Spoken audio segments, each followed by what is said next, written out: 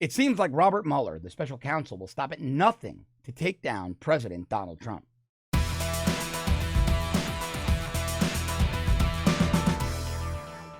Every day on the show, I tell you that I am just beside myself with how unethical, how improper Robert Mueller's investigation, well, it becomes day in and day out. Every day, there is more impropriety, more abuse of authority, more heavy handedness, more things that I've never seen be allowed to continue to go on in, I always tell you, the 25 years I've been in, working with, or covering law enforcement, analyzing law enforcement on air.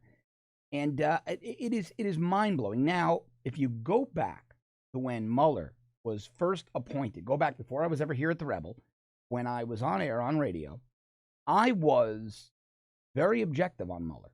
Very objective. I said, look, the guy's got a good reputation with some, got a bad reputation with others. Some claim he's a very ethical actor. Others say he's very unethical because of the way he handled the Whitey Bulger investigation in Massachusetts and the way he handled the anthrax scandal after 9/11. But I didn't believe. Now, it wasn't that I was naive to this fact. But I didn't believe that Mueller would actually be so overtly biased in an attempt to do the deep state's bidding and take down a sitting American president. I didn't buy that. So for many months, I gave Robert Mueller the benefit of the doubt. When I started to have my doubts is when Mueller's team began to come on board. People like Andrew Weissman, who were rabid Democrats. Weissman censured by judges many, many times for his mishandling of exculpatory evidence or failure to disclose the exculpatory evidence. He was one of the DOJ officials that ran the Greg Scarpa, Lynn DeVecchio debacle. I've mentioned that to you before. Greg Scarpa, a mafia capo, brutal guy. Scarpa died in prison of throat cancer. And Lynn DeVecchio, an FBI agent who was apparently allegedly as complicit with Scarpa as John Connolly was with Jimmy Whitey Bulger. But DeVecchio never did any time in prison because the witnesses all wound up dead. Lynn DeVecchio, that agent, actually lives down here in Florida, reached out to me a few years ago. I was doing a segment on him on my radio show, and he reached out to me because he wanted to clear the air. He invited to buy me dinner in Tampa. I didn't accept the offer. Not that I thought I was going to wind up dead in a ditch. I think he's beyond that. And I'm really not afraid of nearly 80-year-old former FBI agents whose, excuse me, the capos they handled are dead. So that wasn't, I just didn't feel like driving to Tampa to meet with a bad guy, who in my opinion was a bad guy.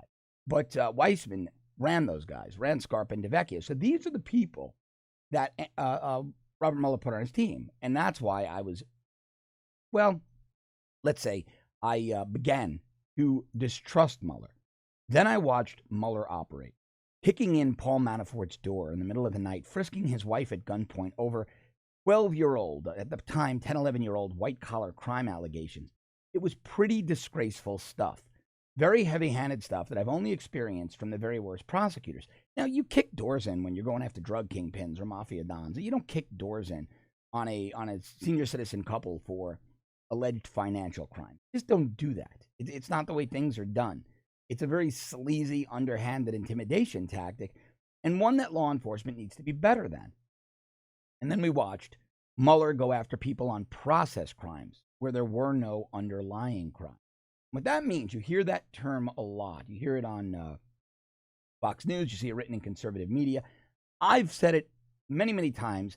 If you don't understand what that means, many of you do, but for the audience that doesn't, what it simply means, a process crime means you didn't commit an overt act. You didn't steal that thing or engage in criminal behavior with a third party.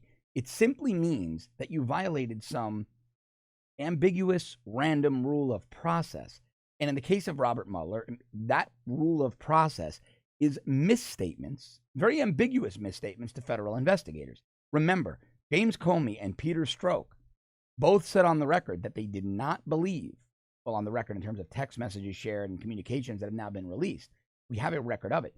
Both said they did not believe General Flynn was being untruthful when he spoke to investigators that he didn't even know were investigating him. He thought they were there for a random meeting in his office as national security advisor on some national security issue.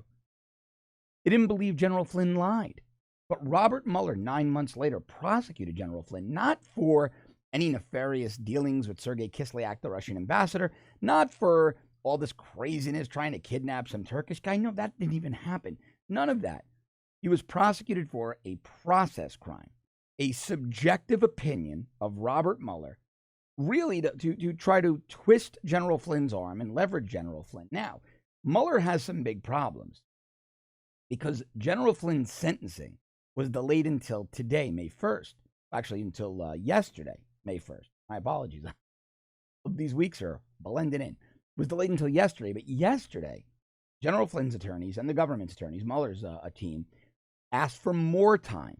Now, the left is salivating. They think this means that General Flynn is cooperating.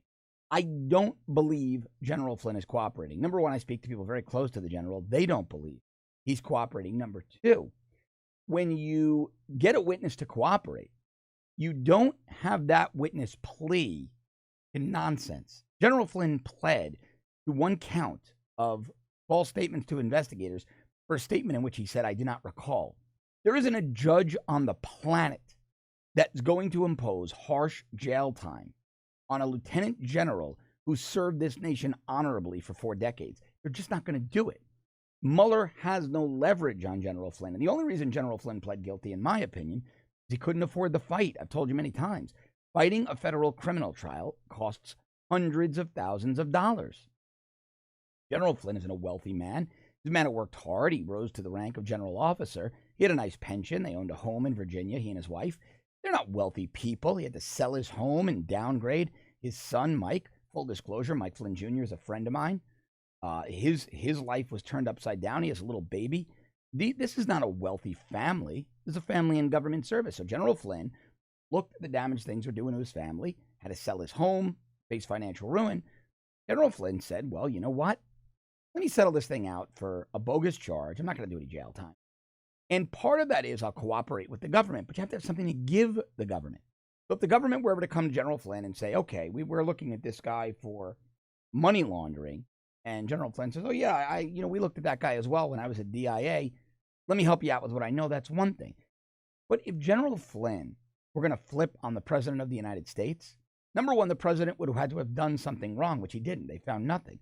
Number two, they'd be twisting his arm, General Flynn's arm, with a much higher charge, something far more serious that carries far more jail time than a bogus one misstatement to federal investigators.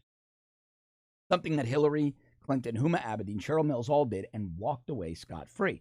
That's a whole other segment, and it's why Americans are infuriated. But Robert Mueller has nothing. Well, now a new story is breaking that Mueller told President Trump's former attorney, John Dowd, that if President Trump refused an interview with Mueller, Mueller would potentially subpoena him before a grand jury. That is the height of impropriety. Now, Dowd had enough, and he shot back, quote, "This isn't some game. You're screwing with the work of the President of the United States." Dowd resigned a few weeks later because of Trump's statements and his desire to go sit in for an interview with Mueller and a host of other things. Now, Rudy Giuliani, of course, is one of the lead attorneys on that team. That meeting, and the meeting took place, I'll tell you when the meeting took place, not long ago. The meeting took place in March, actually. So the meeting took place only 2 months ago. And that was the first time that Mueller raised the specter of a grand jury subpoena. Now, I think this is disgraceful. And I would like to see Robert Mueller try to subpoena a sitting president. I would like to see him do that, especially based on a witch hunt. Because now it was Russia collusion. Now it's obstruction of justice. Obstruction of justice was never within Trump's mandate. Robert Mueller is now trying to make a case for obstruction of justice on a crime that never happened. But worse, Robert Mueller is investigating a person, not a crime. That is not how our system is supposed to work. I'm going to explain what I mean and go really deep into that. The investigation of a person and not a crime on my longer show, Off the Cuff Declassified, today, right here on The Rebel. This is really important stuff, and I want to bring you the details in depth. So please subscribe to our premium service to watch Off the Cuff Declassified. You can go to www.therebel.media/shows sign up. Also, go to the App Store, download our Rebel app, and go to firescottisrael.com. Let's get Broward County Sheriff Scott Israel removed from office. Please sign the petition if you haven't already. If you've done those things, thanks very, very much. And thank you so much for watching. I'll see you tomorrow.